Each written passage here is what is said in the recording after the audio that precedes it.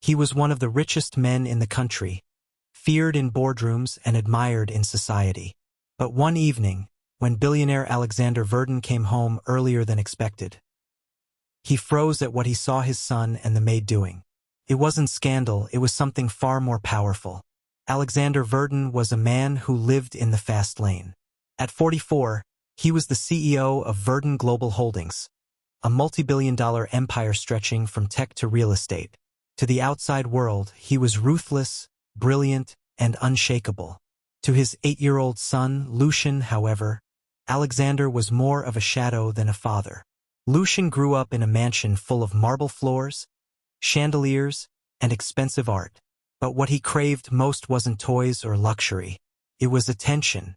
His father's schedule was filled with meetings, flights, and business dinners. His mother had passed away when he was just 4, leaving a quiet emptiness in the boy's heart. The only warmth Lucian felt on most days came from Maribel, the maid. She wasn't just a housekeeper. She was gentle, patient, and carried a kindness that money couldn't buy.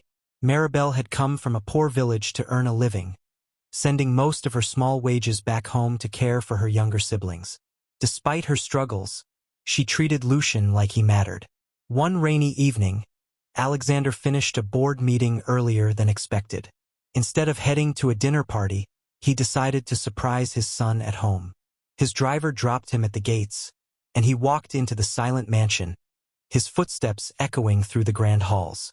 He expected to find Lucian in his room, glued to a tablet, maybe with Maribel tidying up. But when he opened the door to the playroom, Alexander stopped in his tracks. There, on the floor, was Lucian, laughing. Not the polite smile Alexander was used to seeing at events, but real, uncontrollable laughter. And beside him, Maribel knelt with flour dusting her apron. Together, they were building a small tower out of cookie dough and Legos, mixing baking and play in a wild, imaginative way. "Careful, Maribel," Lucian giggled. "If the cookies collapse, we'll lose the castle." Maribel laughed too, her hands steady as she shaped the dough. "Don't worry, young master, we'll rebuild. Every great castle needs strong foundations." Alexander froze. He hadn't heard his son laugh like that in years. For a moment, jealousy pricked his chest. Why did Lucian share that joy with the maid and not with him? But as he watched, another feeling took over. Shame. Shame that his billions couldn't buy the kind of bond a simple act of kindness had built. "Dad!" Lucian's voice broke the moment. The boy had spotted him at the doorway. His smile faltered, unsure of how his father would react. Alexander stepped inside, his expression unreadable. What is going on here?" Maribel quickly stood, embarrassed. "I am sorry, sir. Lucian wanted to bake cookies, and I thought..." But before she could finish, Alexander raised his hand. Not in anger, but in hesitation. His eyes softened. "No, don't apologize. I've never seen him this happy." Lucian tugged his father's sleeve shyly. "Dad, look. We made a castle out of cookies.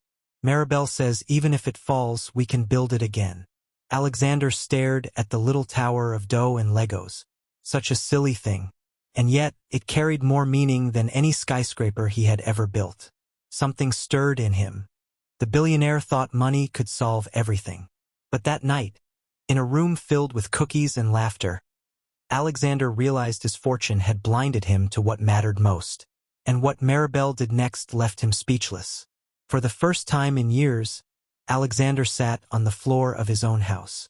His expensive suit creased, his gold watch dusted with flour as Lucian eagerly pulled him into their game. "Come on, Dad. You can help build the castle too," Lucian said, his eyes shining. Alexander hesitated, then slowly rolled up his sleeves. He picked up a piece of dough, awkwardly pressing it against a Lego wall.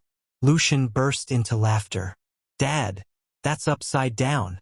Maribel hid a smile, watching them. She had never seen the boy so alive, or his father so human. Hours passed like minutes. They baked, built, and laughed until the room smelled of warm cookies and echoed with joy. When the castle finally collapsed under its own weight, Lucian didn't cry. Instead, he repeated Maribel's words proudly. "It's okay. Every great castle can be built again. Alexander's chest tightened. His son wasn't just repeating a game lesson, he was repeating a philosophy, a truth. Later that night, after Lucian had gone to bed, Alexander found Maribel quietly cleaning the kitchen. She looked up nervously as he entered. "Sir, I apologize again if I overstepped. I only wanted Lucian to feel." Alexander interrupted gently. "Happy. You wanted him to feel happy. Something I should have done a long time ago." Maribel blinked, surprised. "You're a busy man. You provide for him in ways most children can only dream of." Alexander shook his head. "I've given him everything money can buy, but not what he really needed. You gave him that." For the first time in his career, Alexander felt powerless and grateful at the same time. "Maribel, you've done more for my son in one evening than I have in years. From now on, you're not just his caretaker. You're part of this family." Tears welled in Maribel's eyes. She had always been treated as invisible, just another servant. But tonight, she realized kindness had bridged a gap even wealth couldn't cross. Weeks turned into months. Alexander began adjusting his schedule, leaving work earlier, spending evenings with Lucian, even joining Maribel in their silly games. The mansion that once echoed with emptiness now brimmed with laughter, flour, and the smell of fresh cookies. One evening, as they sat around the table, Lucian looked up and said, "Dad, this is the best castle we ever built, because this time we built it together." Alexander reached out, taking his son's hand in one and Maribel's in the other. His voice was low but firm. "No castle, no company, no fortune is worth more than this moment." And for the first time, the billionaire realized he hadn't just come home suddenly. He had truly come home,